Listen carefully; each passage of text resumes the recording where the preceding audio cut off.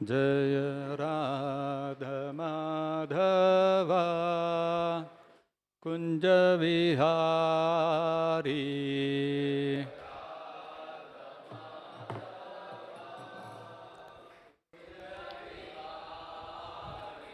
जय राधा माधवा कुंज विहारी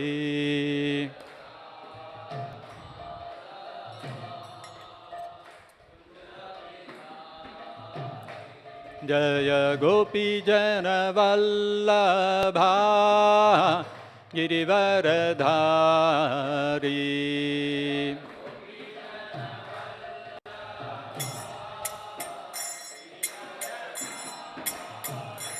जय गोपी जन वल्लभा गिरिवरधारी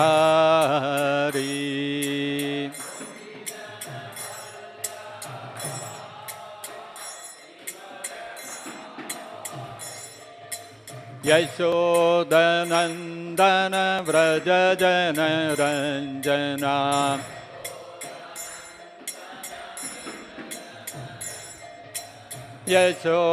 यशोदनन्दन व्रज जन रंजना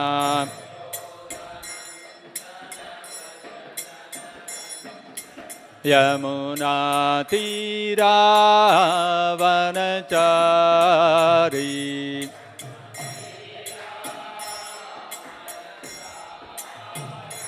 यमुना तीरावनचारी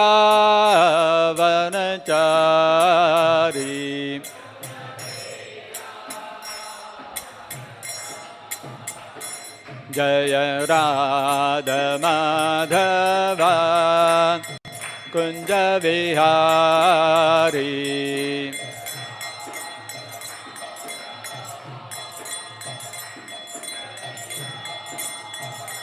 जय गोपी जन वल्लभा गिरिवरधारी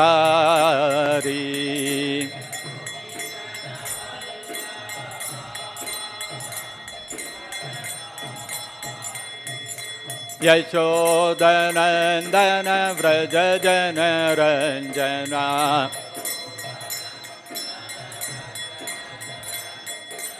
यमुना तीरावनचारी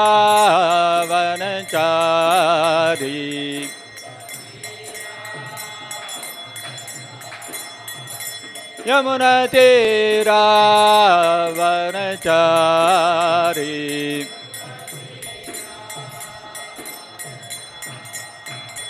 जय राधा माधवा कुंज विहारी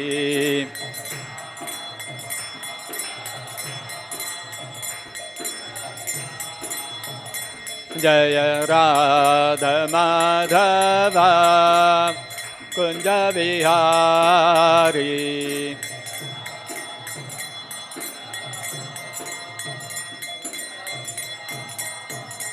जय कृष्ण रुक्मिणी जय सत्यभामा कृष्ण रुक्मिणी जय सत्यभामा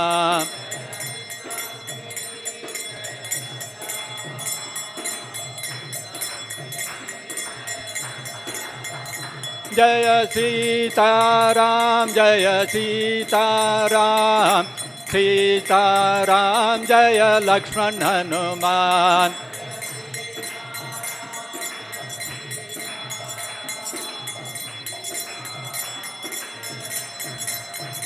जय गौरनिताय जय गौरनिताय गौरनिताय जय गौरनिताय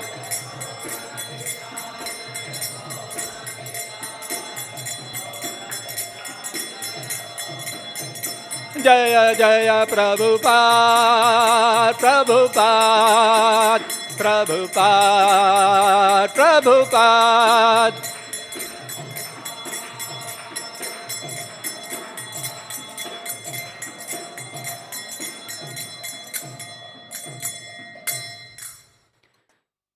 जय विष्णुपाद परमहंस परिव्राजकाचार्य शतः श्री श्रीमद इस डिवाइन ग्रेस विश्वगुरु एसी भक्ति वेदांत स्वामी शील प्रभुपाद की जय। जय विष्णुपाद परमहंस परिव्राजकाचार्य अष्टोत्तर शत श्री श्रीमद डिवाइन ग्रेस शैलपति सिद्धांत सरस्वती गोस्वामी महाराज की जय। अनंत कोटि वैष्णव वृंद की जय।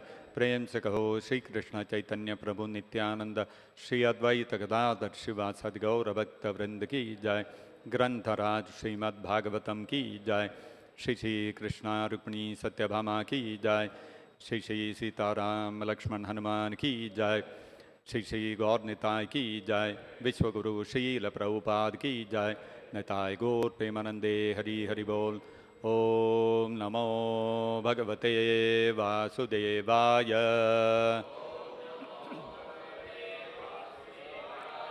ओम नमो भगवते वासुदेवाय। ओम नमो भगवते वासुदेवाय। Reading from Srimad-Bhagavatam, Canto 1, Chapter 7, the son of Drona punished, verses 3 and 4. 3 has a very short purport, so we'll chant 3 together. 4 I will read by myself. Tasmin swa ashrame vyasaha. Tasmin swa ashrame vyaso. Tasmin swa ashrame vyaso. Badari shanda mandite. Badari shanda mandite. Badari shanda mandite. Asinaha apaha upasprisya. Asinopa upasprisya. Asinopa upasprisya. Pranidadhyau manaha swayam. Pranidadhyau manaswayam. Pranidadhyau manaswayam. Tasmin swa ashrame vyaso. Badari shanda mandite. Asino upaupasprisya. Pranidadhyau manasvayam. Tasmin swa ashrame vyaso. Badari shanda mandite. Asino upaupasprisya.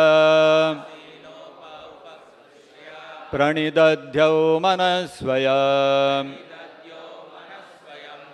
Tasmin swa ashrame vyaso. Badari sanda mandite. Asinopa upasprisya. Pranidadhyo manah swayam. Tasmin swa ashrame vyaso. Badri sanda mandite. Asinopa upashrasya. Pranidadhyau manasvayam. Tasmin swa ashrame vyaso. Tasmin swashrame vyaso. Badari shanda mandite. Badari shanda mandite. Asino praupasprisya. Asino paupasprasya. Pranidandhyam manasvayam. Pranidadhyo manasvayam. Tasmin swashrame vyaso. Badari shanda mandite. Ashino apaupasprisya. Pranidadhyo manasvayam.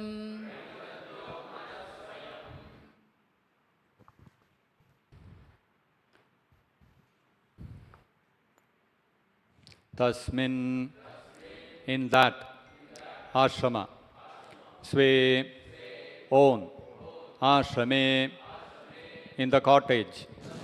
Vyasaha, Vyasadeva. Badari, berry. Shanda, trees. Mandite, surrounded by. Asinaha, sitting. Apaha upasprishya, touching water. Pranidadhyau, concentrated. Manaha, the mind. Swayam, himself. Translation and purport by His Divine Grace, Srila Prabhupada. Translation. In that place, Srila Vyasadeva, in his own ashrama, which was surrounded by berry trees, sat down to meditate after touching water for purification. Kindly repeat. In that place, Srila Vyasadeva, in his own ashrama, which was surrounded by berry trees, sat down to meditate after touching water for purification. Purport by Srila Prabhupada. Under instructions of his spiritual master, Srila Narada Muni, Vyasadeva concentrated his mind in that transcendental place of meditation. Verse number 4. I'll chant this by myself. Bhakti yogena manasi samyak pranihite male apashyat purusham purnam mayam chatadapashrayam. Translation by Srila Prabhupada. Thus he fixed his mind, perfectly engaging it by linking it in devotional service, bhakti yoga, without any tinge of materialism. And thus he saw the absolute personality of Godhead along with his external energy, which was under full control. Purport by Srila Prabhupada. Perfect vision of the absolute truth is possible only by the linking process of devotional service. This is also confirmed in the Bhagavad Gita. One can perfectly realize the absolute truth personality of Godhead only by the process of devotional service, and one can enter into the kingdom of God by such perfect knowledge. Imperfect realization of the absolute by the partial approach of the impersonal Brahman or localized Paramatma does not permit anyone to enter into the kingdom of God. Sri Narada advised Srila Vyasadeva to become absorbed in transcendental meditation on the personality of Godhead and his activities. Srila Vyasadeva did not take notice of the effulgence of Brahman because that is not absolute vision. The absolute vision is the personality of Godhead as it is confirmed in the Bhagavad Gita, chapter 7, verse 19. Vasudevaha sarvam iti. In the Upanishads also, it is confirmed that Vasudeva, the personality of Godhead, is covered by the golden glowing Hiranmayena Patrena veil of impersonal Brahman. And when that curtain is removed by the mercy of the Lord, the real face of the Absolute is seen. The Absolute is mentioned here as the Purusha or person.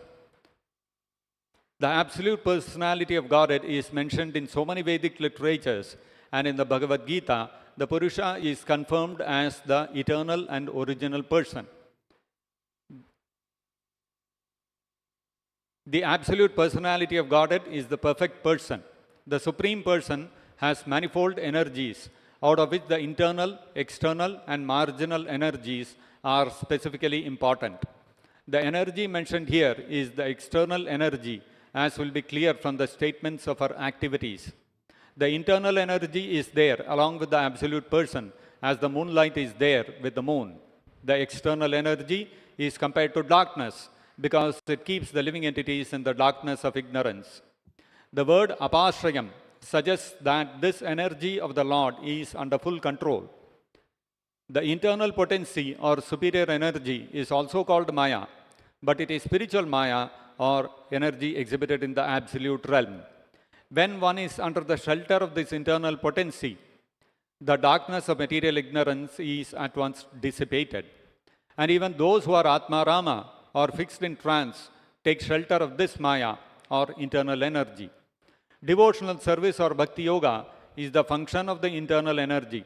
Thus, there is no place for the inferior energy or material energy, just as there is no place for darkness in the effulgence of spiritual light. Such internal energy is even superior to the spiritual bliss attainable in the conception of impersonal Brahman. It is stated in the Bhagavad Gita that the impersonal Brahman effulgence is also an emanation from the absolute personality of Godhead, Sri Krishna. The Parama Purusha cannot be anyone except Sri Krishna himself, as will be explained in the later shlokas. Thus ends the Bhaktivedanta purport. Om Ajnana-timirandhasya Jnananjana-shalakaya Chakshurunmilitam Yena Tasmai Shri Gurave Namaha. Nama Om Vishnupadaya Krishna Presthaya Bhutale Srimate Bhaktivedanta Swaminiti Namine.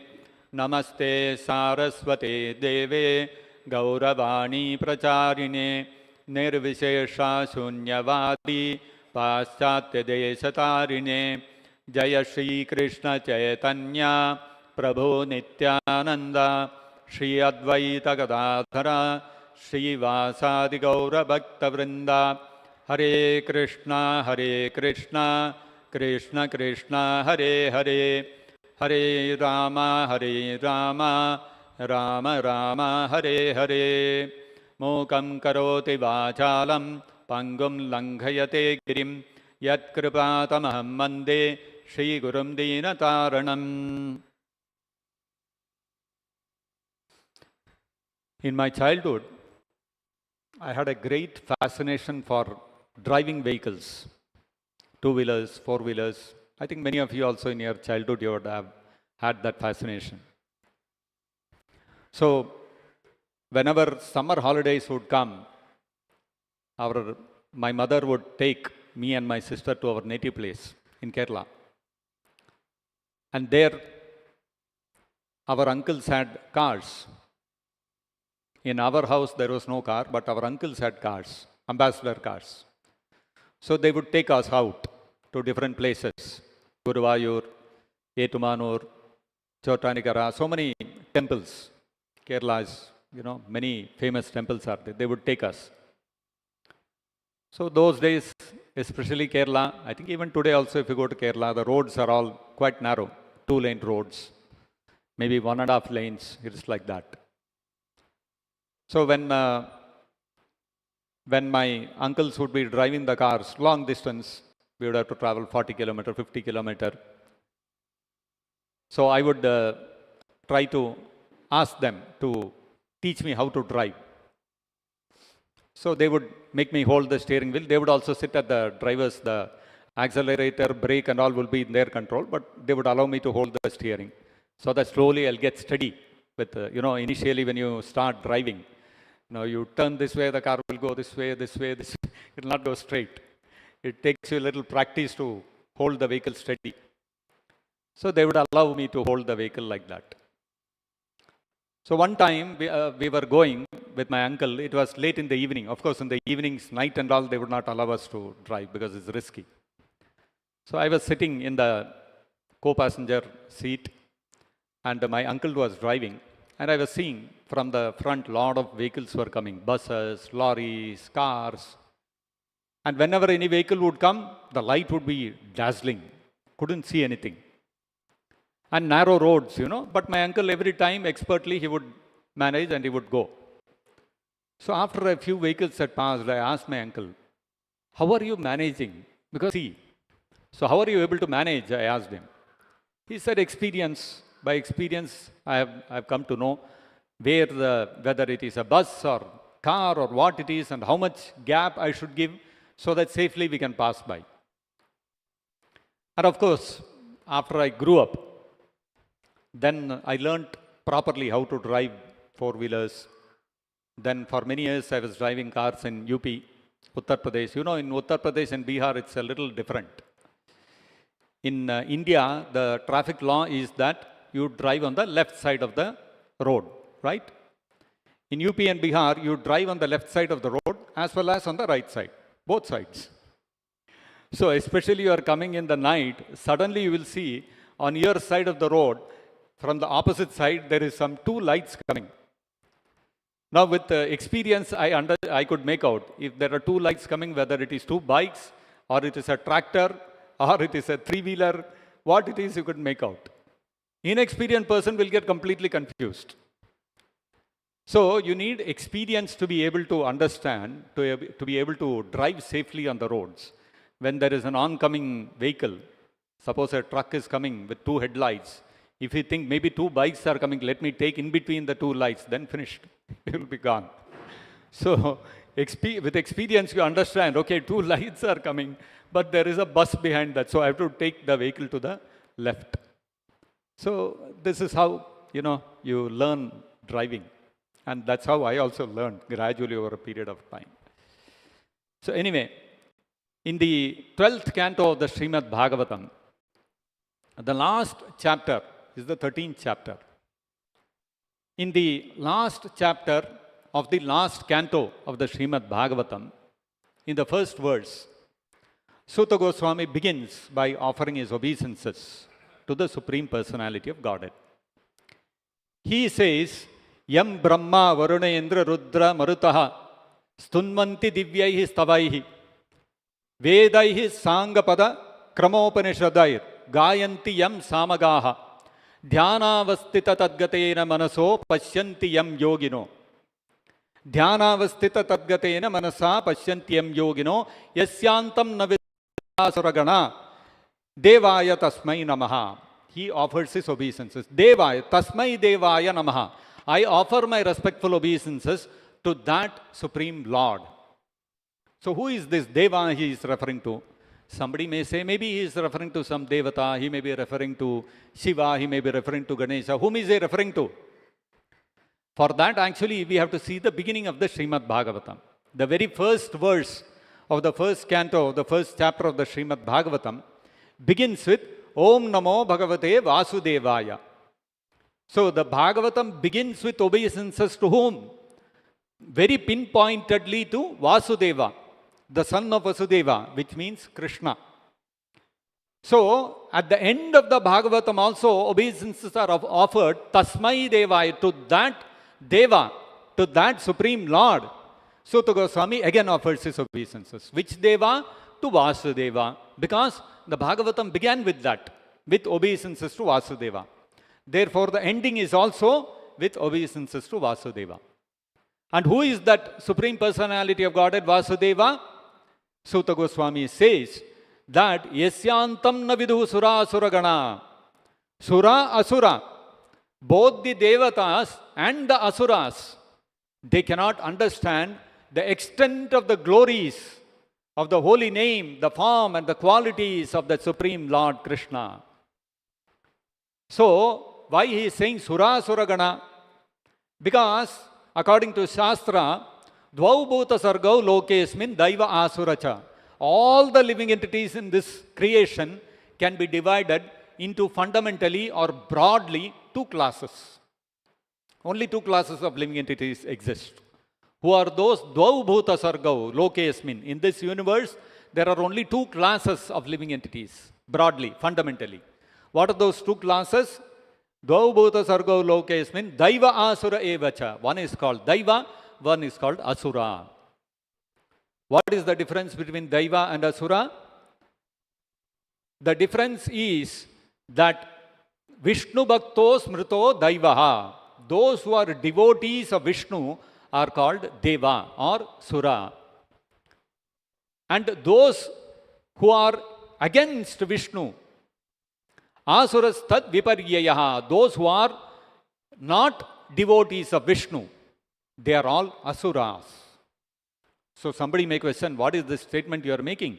There are so many people we know who are devotees of Lord Shiva, Lord Ganesha, Lord Surya, Chandra, Shani Deva, and so many other things. Now, of course, there are many more added which are not in the Vedic scriptures, but let us stick to the Vedic scriptures. So there are so many people who are devotees of all these personalities. So you are saying they are all Asura? Yes, anybody who is not a devotee of Vishnu, according to Vedas, is a Asura, is classified as an Asura. How can you say that? There are many examples. Ravana was a great devotee of Lord Shiva, but he was against Ramachandra. So therefore he is an Asura. Hiranyakashipu was a great devotee of Brahma, but he was against Vishnu, so he is classified as an Asura. So like this we can see, one may be a devotee of a devata, but if one is not a devotee of Vishnu, he is immediately an asura. There may be an atheist who doesn't believe in God at all, even he is an asura. So it's not just atheists. Anybody who does not surrender to Vishnu is called a asura. So there are, that way if you see this whole universe, there are only two classes of people. One, those who are devotees of Vishnu, the Vaishnavas, and those who are not devotees of Vishnu. So, surasura guna na viduhu yasya antam. Whether one is an asura, asura anyway cannot know about the glories of Krishna, about his holy name. Shri Shri Krishna Rukmini Satyabhama ki jai. An asura or an atheist or one who is a non-devotee, one who is not a devotee of Vishnu, can anyway not know anything about Krishna, the glories of Krishna, his holy name, his pastimes, his qualities. He cannot know. So even those who are devotees of Krishna, they can know to some extent about him, but even they cannot know fully the glories of Krishna, the glories of his holy name, the glories of his pastimes, the glories of his qualities. To some extent we can know. Even a devotee cannot fully know. This is that Supreme Personality of Godhead. And not only that, Yam Brahma Varunendra Rudra Marutaha Stunvanti Divyaihi Stavaihi. That Krishna is the Supreme Personality of Godhead who is Stunvanti, he is glorified. Divyaihi Stavaihi, with divine verses of glorification. By whom? By Brahma, by Lord Brahma, and by Varuna, then by Indra, by Rudra, by Shiva, by Marutaha, means all the devatas, they are constantly glorifying Krishna with divine hymns of glorification. And not only that, not only are all the devatas glorifying Krishna, Vedaihi Sangapada Kramopanishadair Gayantiyam Samagaha. The entire Vedic scriptures, all the Samavedas, the Upanishads, the different Angas and Upangas of Vedas, they are all actually aiming at glorifying Krishna. Externally it might seem they are glorifying Shiva, they are glorifying Skanda, they are glorifying Durga, Devi, etc. But actually, fundamentally, at the conclusion, all of them are actually aiming at glorifying Krishna. And not only that, Dhyanavastita tadgatayena manasayam pashyanti yoginaha. The great yogis, rishis and sages, Dhyanavastita tadgatena, they are all engaged in meditating upon that tadgatena, upon that Om Tat Sat, that Supreme Brahman, the Supreme Absolute Truth. And when we speak of dhyana, normally today's world, you speak of dhyana, they will tell you you have to concentrate on some light or some flame or some impersonal light, etc. But no, that is not the Vedic scriptures are stating. Vedic scriptures are stating, Dhyanavastita tadgatena yoginaha. All the yogis, when they are absorbed in meditation, they are in samadhi, they are in dhyana, what are they focusing upon? Manasayam pashyanti yoginaha. They are all searching out Vishnu within their heart. They are looking for Krishna. So the point of dhyana, the point of meditation is actually not some vague light or flame or something, but it is actually the form of Krishna or Vishnu which has to be meditated upon by all the sages and rishis. So this is what all the Vedic scriptures are stating. So in today's verse also we can see how when Vyasadeva, who has written the entire Vedic scriptures, he has written all the Vedas, all the four Samhitas, Rigveda, Yajurveda, Samaveda, Atharva Veda. He has written all the Upanishads, the Vedanta Sutras. He has given all the Dharma Shastras, the Upangas, Jyotirveda, Ayurveda, so many things. So everything is given by Vyasadeva. And in that compiler of the entire Vedic literature, when he is meditating, Badari Shandamandite Swa Ashrame, in his own ashrama, Badarika Ashrama. Why is it called Badarika Ashrama? because it is surrounded by many badri trees. So, Badari Shandamandite Ashrame Vyasaha Apa Upasprishya Asinaha. Vyasadeva sat down in Badarika Ashrama. He did Achamana 3 times and then he sat down. For what? Manaha Swayam Pranidadhyau. He sat down for meditation. And what did he meditate upon? How did he meditate? Bhakti Yogena Manasi Samyak Pranihite Amale Abhasyat Purusham Purnam. So he meditated upon Purusham Purnam. He did not meditate upon some light or some flame or not even the Brahman effulgence. So generally the Jnana Yogis, for them the object of meditation is the impersonal Brahman. But Vyasadeva, who is, whose Upanishads and Vedanta Sutras the Jnana Yogis study with great endeavor, utilizing all their knowledge of Sanskrit and great intelligence. And their object of meditation is what? They come to the final point that we have to meditate upon the impersonal Brahman.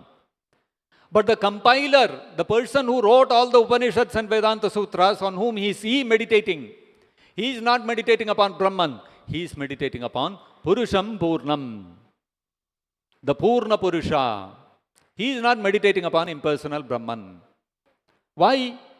Because, like it is stated in the Ishopanishad, Hiranmayena Patrena Satyasyapihitam Mukham Tattvam Pushannapavrana Satya Dharmaya Drishte. This is the 15th verse of the Ishopanishad.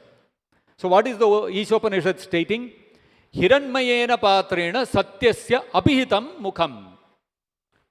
That by a Hiranmaya Patrena, by a bright, effulgent light, Satyasya Mukham Apihitam, the face of that supreme absolute truth is hidden. Pushan, O maintainer. Poshana. Poshana means nutrition. Pushan means one who maintains. So, O maintainer of all living entities. Why the supreme absolute truth is being referred to as maintainer? Because the same Upanishads are stating, Nityo Nityanam Chetanas Chetananam Eko Yo Bahunam Vidadati Kaman. That is the definition of the absolute truth. Absolute truth who is the one who is maintaining all other living entities. We are all dependent upon that absolute truth for maintenance. We cannot maintain ourselves. We have to be maintained by the absolute truth. Just like small children. Children are totally dependent upon their parents for maintenance. If the parents are not there, the children will fall sick, they'll go bad. So similarly, all living entities are depending upon the absolute truth for maintenance. That's the definition of the absolute truth, one who maintains everyone. Therefore, Pushan, when the Ishopanishad is talking about the maintainer, it is referring to the absolute truth. Pushan Tattvam Apavrana, please reveal your face. Satya Dharmaya Drishtaye, so that I, as a pure devotee, I can have darshan of your lotus face. This is what the Ishopanishad is stating. So you see how behind the glaring Brahman effulgence is the lotus face of Krishna. The Jnanis, the Jnana Yogis, they come to the point of surrendering unto the impersonal Brahman, which is without attributes, Nirakara, Nirguna, Brahman. They think that is the absolute truth. Just like when you are driving in the road at night, suppose there is a headlight coming from front. If you think that light is everything, foolishness. A person, when, in my childhood as a child, I could not make out what is behind the light because ignorance. But my uncle who was sitting as driver, his experience, he knows behind the light what is there. Is it a car? Is it a bus? Is it a bike? Is it a three-wheeler? He can make out just by seeing the light. Why? Because he is knowledgeable. He is not ignorant like a small child. Similarly, when the Brahman effulgence is very glaring, a realized person, a devotee of Krishna knows that behind the effulgence is not existing by itself. Behind the effulgence is Krishna. Like Krishna himself declares in the 14th chapter of the Bhagavad Gita, the last verse, of the Bhagavad Gita, the 14th chapter. What does Krishna say? Brahmano hi pratishtaham avyayas amritasya avyayasya cha shasvatasya cha dharmasya sukhasya cha. So Krishna says in the last verse of the 14th chapter of the Bhagavad Gita, Krishna says, I am the basis, means Krishna is the basis of the impersonal Brahman, which is the constitutional position of ultimate happiness and which is immortal, imperishable and eternal. So behind that imperishable, eternal Brahman, which never undergoes any changes, which is without any attributes, Nirguna, Nirakara, which is without any form, behind that, what is there? Brahmano hi pratishtaham. Behind that, the basis of that Brahman is the Krishna, who has qualities, who has transcendental qualities, and who has a transcendental form. Krishna is not formless. Krishna is not without qualities. Just like you look at a headlight. When you look at a headlight, you cannot make out anything, just bright light. But behind that, what is there? There is a big bus, and there is a driver, and there are so many people, passengers seated in that bus. There is so many things happening within that bus. But when you look at the light, you think nothing is there, just some bright light, nothing else is there. Similarly, when you look at Brahman effulgence, the jnanis think this is everything. They do not know that behind that is Krishna. Why they are not able to make out this? Although the Ishopanishad is clearly stating, Hiranmayena patrena satyasyapi hitam mukham. In complete uncertain terms, the Ishopanishad is stating that behind the effulgence of Brahman, there is the face, the lotus face of the Supreme Lord. And Krishna is declaring in the Bhagavad Gita, Brahmano hi pratishtaham, that behind the effulgence, Brahman effulgence, Krishna is there. So why are the jnanis not able to make this out? Because if you undertake any yoga process, whether it is karma yoga, whether it is jnana yoga, whether it is ashtanga yoga, you cannot understand the supreme absolute truth in his personal form. To understand the supreme absolute truth, personality of Godhead, which is Krishna, what is required? Mam cha yo avyabhicharena bhakti yogena sevate saguna samatityaitan brahma bhuyaya kalpate. Only a person who undertakes avyabhicharani bhakti yoga, one who executes unadulterated, unmotivated devotional service to Krishna, can understand him. Otherwise, if you undertake any other yoga process, it is not possible to know that Supreme Personality of Godhead, Krishna. Krishna is known only by unadulterated, unalloyed, unmotivated, pure devotional service. And so therefore, what did Vyasadeva do when he was instructed by Narada Muni to meditate upon the Supreme Absolute Truth? He sat down in his ashrama, Badarika ashrama, he sipped water for purification, achamana, and then Bhakti Yogena Manasi Samyak Pranihite Amale Apasyat Purusham Purnam Mayam Chatadapashrayam. He engaged in Bhakti Yoga. He meditated upon Krishna in Bhakti Yoga, not in Jnana Yoga, not in Ashtanga Yoga, not in Karma Yoga. The entire Vedas, if you see, they are talking about these four processes of yoga. Karma Yoga, Jnana Yoga, Ashtanga Yoga and Bhakti Yoga. Ultimately, the Vyasadeva who wrote about all these four yoga processes, which yoga process is he practicing? He is practicing Bhakti Yoga. Because he knows that only by Bhakti Yoga, pure unadulterated devotional service, can one approach that Supreme Absolute Truth in his ultimate form. Not in his intermediate forms. Not as Paramatma, not as Brahman, but as Krishna, the Supreme Personality of Godhead. So how is this Bhakti Yoga performed? Narada Pancharatra states that Sarvopadi Vinirmuktam Tatparatvena Nirmalam Hrishikena Hrishikesha Sevanam Bhakti Ruchyate. Bhakti Yoga or Bhakti is not some mere sentiment in the heart. Normally, Jnana Yogis, they dismiss Bhakti Yoga saying that it's all for sentiments. Sentimental people, they follow Bhakti Yoga. It is not any, it has no real logic or basis. But what is Narada Muni stating in Narada Pancharatra? He is stating, Sarvopadi vinirmuktam tatparatvena nirmalam. When we come to the stage of crossing over all designations, Upadi means designation. Designation related to whom? To the body. I am Indian, I am American, I am man, I am woman, I am human, I am animal, I am Hindu, I am Christian. These are all designations of the body, not of the Atma, not of the soul. So when one has transcended the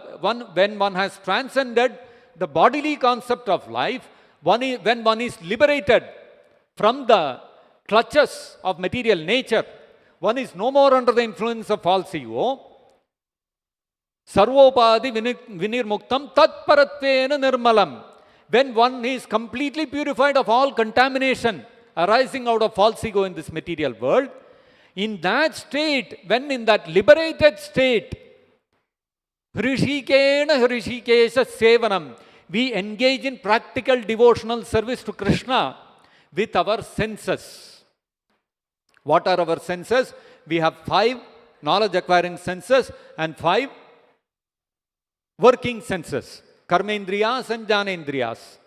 So with all the 10 senses, when we engage them in serving Krishna in that liberated platform of being beyond the bodily concept of life, that is defined as Bhakti Yoga. So Bhakti Yoga begins at the point of liberation. Jnana Yoga, Ashtanga Yoga, they want you to elevate you to the point of liberation. Bhakti Yoga begins after that. So Bhakti Yoga is the ultimate yoga process. Now the beauty of Bhakti Yoga is to be understood very properly. You see, when we perfect the process of Karma Yoga, and by practicing Karma Yoga, when a person becomes renounced enough to give up all his worldly duties and take up sannyas, then one comes to the stage of Jnana Yoga. One becomes eligible to become a Jnana Yogi. So Jnana Yogi begins from the point when a Karma Yogi perfects his practice of Karma Yoga. Without practicing Karma Yoga and perfecting it, one cannot start Jnana Yoga. Because Jnana Yoga starts with when you have taken sannyas, when you are completely renounced. And for coming to the point of renunciation, you have to practice Karma Yoga. So without practicing and perfecting Karma Yoga, you cannot take up Jnana Yoga. And then when you practice Jnana Yoga and you come to the point of understanding that there is an absolute truth, and who is that absolute truth you want to find out, then you undertake the process of Dhyana Yoga. You meditate within the heart and try to find out who is that absolute truth, who is referred to as Paramatma. So, Dhyana Yogi, Ashtanga Yogi is searching out Paramatma within the heart. And when he becomes perfect, when he is able to have, by Dhyana, by Samadhi, he is able to visualize the Paramatma within the heart, the form of Vishnu within the heart, when he is able to visualize, then what happens? He comes to the point, oh, Vishnu is that Parabrahman, he is the Paramatma. Then he comes to the point that yes, having understood that he is the Paramatma, I must render some devotional service to him. Then you come to the point of Bhakti Yoga. So this is called the Yoga ladder. The different rungs in the Yoga ladder, you have to cross each rung to finally come to the point of Bhakti Yoga. So without practicing Karma Yoga, you cannot engage in Jnana Yoga. Without having perfected Jnana Yoga, you cannot come into Ashtanga Yoga. But Bhakti Yoga is such a process where without following any other yoga process, directly a person can engage in Bhakti Yoga and perfect himself. This is the beauty of Bhakti Yoga. Why? Because all other yoga processes, whether it is Karma Yoga, Jnana Yoga, Ashtanga Yoga, they are all material. Bhakti Yoga alone is completely transcendental. And being transcendental, it is not subject to any material laws. Directly, any person, most unqualified, most fallen person can take up the process of Bhakti Yoga and perfect it and go back to Godhead. And that is why you will see Vyasadeva, after his discussions with Narada Muni, his spiritual master, Vyasadeva did not engage in Karma Yoga, he did not engage in Ashtanga Yoga, he did not engage in Jnana Yoga. Directly, Bhakti Yogena Manasi, directly he engaged in Bhakti Yoga, devotional service to Krishna. Samyak pranihite amale, without any contamination or material identification, in the pure state, executing Bhakti Yoga, Vyasadeva meditated upon whom within the heart, apashyat purusham purnam, the Purna Purusha. He saw within his heart the Purusha. Purusha means person. What kind of Purusha? Sometimes the living entities are also referred to as Purusha. So which Purusha did he see? Did Vyasadeva see in his heart by executing Bhakti Yoga? He saw Purna Purusha. What do we mean by Purna Purusha? Shadaishwarya Purna Purusha. That Supreme Lord who is full in all 6 opulences, Vyasadeva saw within his heart when he executed Bhakti Yoga. So we have to understand the forms of Krishna or his incarnation are all Purna Purushas. They are all full of the 6 opulences. Fame, beauty, knowledge, all wealth, all strength, and all renunciation and all knowledge. So they are full in all the 6 opulences. Such personalities who are fully endowed with all the 6 opulences to the fullest extent are all the incarnations of Krishna. Like Lord Ramachandra. Today is Sri Rama Navami. So Lord Ramachandra also appeared several millions of years ago in Treta Yuga. And why did he appear? It is mentioned in the Srimad-Bhagavatam, in the 1st canto, in the 3rd chapter. The list of incarnations, 22 incarnations of the Supreme Personality of Godhead, Krishna, are listed. The 18th in that list is described to be Lord Ramachandra. Naradevattvamapannaha surakarya chikirshaya samudra nigrahadini chakre vidyani ataparam. About Lord Ramachandra, the Bhagavatam is described. In the 18th incarnation, the Lord appeared as King Rama. He appeared as Naradevatvam. Naradeva means king. Kings are referred to Naradeva, means God in human form. Only those who are empowered by the Supreme Lord to represent him in the human society can take the role of rulers. They can become leaders in the society. They can become kings. So, therefore, the kings, because they are representatives of the Supreme Personality of Godhead, when a king is ruling, when a leader, when a prime minister or a president or a king of a country is ruling over the country, he should not think, I am the ruler, I am the leader of all the people. He has to understand that he is representing the Supreme Personality of Godhead, and on behalf of Krishna, he is ruling over. Such rulers are referred to as Naradeva, because they are representatives of that Bhagavan, Deva. So therefore, they are called Nara. They are human beings, but they are at the same time representatives of the Supreme Personality of Godhead. So they are called Naradevas. So Naradevatvam apannaha, taking the role of a king. He played the role of a king. In the 18th incarnation, Lord Rama appeared as, the Lord appeared as King Rama. And what did he do? Why did he appear? Surakarya chikirshaya, in order to perform some pleasing work for the demigods, for the devatas. What was that pleasing work? The devatas were all harassed by Ravana. And they were waiting, when will we get liberated from this Ravana? So in order to please all the devatas, Lord Ramachandra appeared as a king. And what did he do? Samudra nigrahadini. He exhibited superhuman powers by controlling the Indian Ocean. Chakre vidyani ataparam, and then killing the atheist Ravana, who was on the other side of the sea. So when Lord Ramachandra came, he exhibited wonderful superhuman activities. What is the most wonderful superhuman activity that he did? Building a bridge of floating stones on the ocean. Stone never floats on the water. On top of that, on the ocean it has to float. Ocean is always, you will see waves. You can see here, the beach is there. When you go to the beach, the waves are constantly coming to the shore and then going back. So the water is not still also. If the water is still completely stagnant, you can try. Somehow, force some air, blow some air, do something, use the laws of buoyancy and try to make the stone float. Middle of the ocean, where you can make the stone float? So, Lord Ramachandra did such a superhuman thing. To make a stone, not one stone, thousands and thousands of boulders floating on the water. Not just water, floating on the ocean water. This is what Lord Ramachandra did. This is totally against all the laws of physics, all the laws of material nature. So that shows that Ramachandra is Purna Purusha. He is not obliged to follow the laws of physics and mathematics and the laws of buoyancy and the laws of gravitation. He is free to do as he wills. So he built a bridge of boulders floating on the ocean. Not only that, he lifted that bow of Lord Shiva in the assembly, in the Swayamvara of Sita Devi.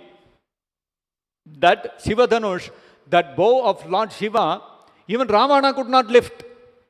Ravana struggled, but even he failed in lifting the bow. And Lord Rama picked it up like a toy and pulled it to string it and broke it into two, effortlessly. So these are all superhuman activities of Lord Ramachandra. And look at the renunciation of Lord Ramachandra. His father made some promise to his stepmother. And to keep that stepmother's, to keep the promise that Dasarath Maharaj had given to Kaikeyi, Lord Ramachandra said, yes, I will go to the forest. And when did this happen? The day before Lord Ramachandra's coronation as king. So Lord Prabhupada says, Lord Ramachandra could have objected. He could have told Dasarath Maharaj, Father, what is this? Invitation is printed and distributed. All the other kings have come. All the big people have come. All the Brahmanas have come. All the rituals have started. The whole city is celebrating. Ayodhya is celebrating. Now if you go and cancel the coronation, such a bad reputation. You allow the coronation to happen. After that, we'll see how to handle Kaikeyi. He could have told, no. He could have told, I am the eldest son. How can you deny this to me?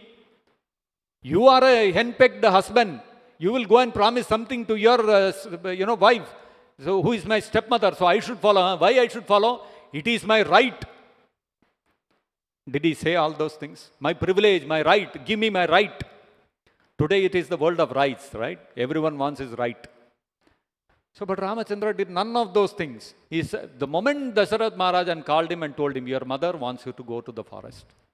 Immediately he said, yes, father, ready. So who can exhibit such renunciation? Nobody other than the Supreme Personality of God. This is also a superhuman act of Lord Ramachandra. Nobody else can do it. Similarly, Lord Ramachandra, when he came back, he killed Ravana. Ravana could not be defeated by anyone. He was so powerful that in a fight with Indra, once, he had a fight with the Devatas, with Indra. And Indra was leading the charge from the side of all the Devatas. And on this side was Ravana. And the elephant carrier of Indra came and collided with the chest of Ravana. Imagine. Not a common elephant on the earth. It is a heavenly elephant. So powerful. With its tusk, it wanted to come and gore the chest of Ravana. What happened? What happened to Ravana? Nothing happened to Ravana. On the other hand, the tusks of the elephant broke into pieces. Kakub Jusha Udahasa. It went Vispurjitam. It went flying in all the directions, lighting up the sky. Like we also do, no? When we have some Diwali or New Year, people burst firecrackers, you can see in the sky all lit up. Like that, the sky was lit up with the tusks of the elephant flying in all directions. And what was Ravana doing? Rubbing his chest in pain? No, he was Udahasa, he was laughing loudly. Look at the elephant of Indra. He broke his tusk. Like that, he was laughing loudly. Uchcharato adisainnye. And he was roaming around in his army saying, look at the Indra's elephant. What? It could not hurt even one hair on my body. And he was laughing like this. arrogantly. So you can imagine the power of Ravana. And that Ravana, simply by the twanging of the bow of Lord Ramachandra, Sadhyo Asubhihi Vineshyati Darahartuhu, he immediately lost his life. Simply Lord Ramachandra twanged his bow and Ravana was finished. His Ayu was finished. His lifespan got over. That is the power of Lord Ramachandra. For him, for Lord Ramachandra to defeat and kill, to vanquish Ravana, he did not have to exert himself. Simply he twanged the bow, over, Ravana is over. So this is the superhuman power of Lord Ramachandra.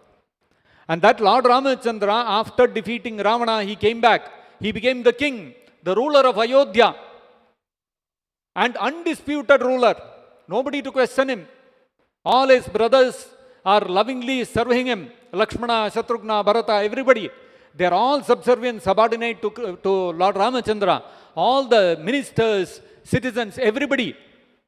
But in the midst of that, somebody passed one comment against Sita Devi. Lord Ramachandra, he sent her in exile. So who can do this? King, undisputed king. He could have said, some useless fellow is talking something. Take him and, you put him on the gallows and finish him. He could have done. Nobody would have questioned. But no, Lord Ramachandra was not like that. He immediately renounced his queen. Who does that? Modern day world, all politicians are acquiring more and more wealth for their family members. If you look at politicians, first time when he filed his nomination, his net worth will be a few lakh of rupees. And then he will get elected, he will become an MLA. Then next term, you will see that few lakh of rupees would have become a few crores. Next term he gets elected, he becomes a minister. Next time you will see his nomination papers, his net worth will be several crores of rupees. So all rulers in this world, they are going on, they are accumulating wealth. For whom? For their own family members. You will see, the politician will be there, he will become chief minister, his son will become next minister, his brother will become minister, his brother-in-law become minister, his sister will be minister. All relatives, filled with relatives. And there will be all kinds of scandalous accusations against them. There will be court cases running against them, corruption cases. Still, they will all be sitting as ministers. But here, one ordinary citizen, he said something about Sita Devi, Ramachandra immediately banished her. So ordinary human being cannot do this. No human being can imitate this. Just like an ordinary human being cannot build a bridge of stones, boulders floating on the ocean water, similarly, no ordinary human being can show so much renunciation to be able to renounce his wife when he is seated as the king of the country. Not possible. So this is the superhuman activities of Lord Ramachandra. Why? Because he is Purna Purusha. So whenever we hear such superhuman activities of Lord Ramachandra, Lord Krishna, what happens? Suragana, the Asuragana, those who are atheists, those who are not devotees of Ramachandra, Lord Krishna, etc., they will say these are all stories. This is all myth, mythology. Because they are not able to digest. How can somebody build a bridge of boulders floating on the ocean water? Impossible. I cannot do it, therefore this must be story. Such a narrow vision. But when devotees hear this, what do they experience? They experience great bliss. That my Supreme Lord, He is Purna Purusha. He is the supreme perfect personality of Godhead. He can do anything. So therefore, that is why a great personality like Vyasadeva, he is not an ordinary person. He is so renounced. He is not living in some luxury in some palace. He is living in the forest, Badarika Ashrama. He is living in an ashrama, in a hermitage. And he is engaged in tapasya. He is engaged in meditation, dhyana. He is not engaged in material activities at all. And what is he? And what is his qualification? Samyak pranihite amale. He is a completely purified person. He is no more on the material platform. No more bodily identification. What is he doing? He is not thinking that Purna Purusha is all imagination. He is meditating upon that form of the Supreme Personality of Godhead. Apashyat Purusham Purnam. He is eagerly waiting to have darshan, to have an audience of that transcendental form of the Supreme Personality of Godhead. So great rishis and sages like Vyasadeva, great acharyas like Ramanujacharya, Madhvacharya, they have all said that Krishna, Ramachandra, these are all not imaginary personalities. They actually were there on the earth and they executed their pastimes. Those pastimes described in the Bhagavatam, the Mahabharata, the Ramayana, these are all actual things which happened historically. This is what great acharyas have stated. They are not out to cheat us or to misguide us. What will they gain? They have nothing to gain. They are not interested in gathering big followers, wanting to make money. None of those things. They have no interest in all these things. So why should they lie? They are speaking the truth. So when acharyas and Vedavyasa himself is stating that Lord Ramachandra, Lord Krishna, Narasimha, Vamana, Parashurama, these were all real personalities who descended on the earth and exhibited their pastimes, we have to accept that. And if we accept that and execute Bhakti Yogena Manasi, if we execute devotional service to Krishna, what will happen? Apashyat Purusham Purnam. We will also be able to directly see in front of us the Supreme Personality of Godhead, Krishna. So, therefore, we have to render pure devotional service to Krishna, and the festivals like Sri Ram Navami are an opportunity for us to remember those wonderful pastimes of the Supreme Personality of Godhead and His incarnations, and by hearing those pastimes, we will actually be able to relive the activities of the Supreme Personality of Godhead, and we will be able to get the benefit of having directly participated in those leelas, in those pastimes. So I will stop here. Grantharaj Srimad-Bhagavatam ki jai, Vishwaguru Srila Prabhupada ki jai, Sri Rama Navami ki jai, Nitai Gaur Premanande Hari Hari Bol.